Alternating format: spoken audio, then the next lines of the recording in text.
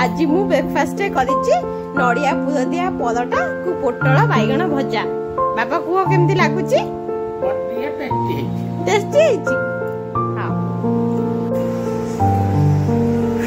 आज संडे रे मु आनिछि देसी पोहळा माछ आ ये हैला मोर विदेशी माछ।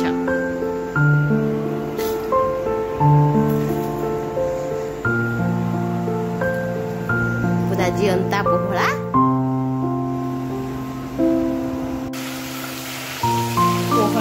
तरकारी मसला कषुची डाली बसई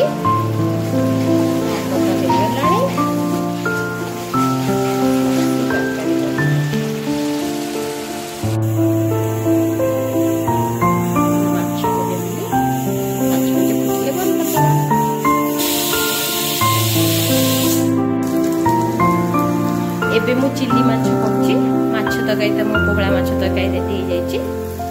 चिल्ली माछ करछि। एबे रेडी हो गेला मु चिल्ली फिश। एबे मो बड़ा मु आछंती बड़ा मु आनी चंती एटा जलेबी आ ये हैला दही बड़ा आ ये हैला माछ घांट। एबे खाइ देलु खायाउ दे देली मामू खाउ चंती। आज लंच सेटी हो गेला भात पोहळा माछ तरकारी आंबो पोटल चटनी आ चिल्ली माछ। बाबा खाओ एबे कुह सब मु केमती करिछि। अल्प भात देछि जे आउ दिटा खाइ दे। पखाळ माछ खाइ दे ये गरम भात खाइ दे।